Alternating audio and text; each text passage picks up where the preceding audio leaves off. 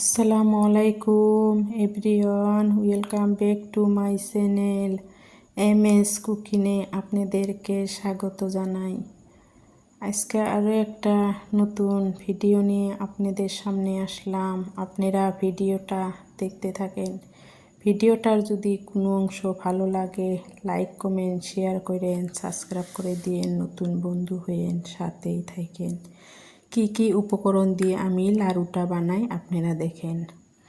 এখানে আমি মুড়ি নিয়েছি আর এখানে আখের গুড় নিয়েছি। এগুলা দিয়ে আজকে আমি লাড়ুটা বানাবো।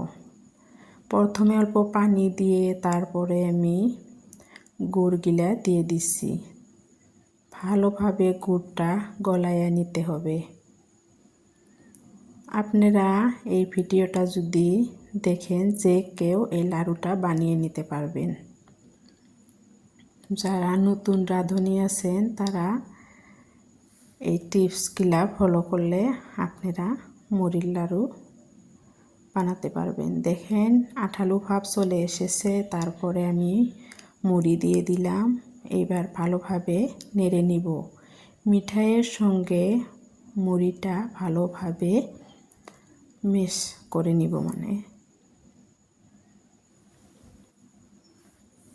সুন্দরভাবে আমি লাড়াচাড়া করে মিশিয়ে নিচ্ছি। দেখেন, আশা করি আপনাদের ভিডিওটা ভালো লাগবে। একটা লাইক দিয়ে পুরো ভিডিওটা দেখে নিন। আপনাদের একটা লাইকে আমার ভিডিও করার উৎসাহ বাড়াইবে। দেখেন কি সুন্দর আঠালো আঠালো ভাব হয়েছে। এইবার গোল গোল করে লাড়ু বানায় নিব। এই যে পানি নিয়ে নিলাম, অল্প হাতে পানিটা লাগাই নিলাম, হাতে লেগে ধরবে না, সেই জন্য স্পিডটা পুরা বাড়াইয়া দিছি। ভিডিওটা অনেক বড় হয়ে যাবে, সেই জন্য। দেখেন আপনারা তো বুঝতেই পারছেন। একে একে সব লাড়ু বানিয়ে নিব। কিভাবে বানাচ্ছি আপনারা তো দেখতে পারছেন।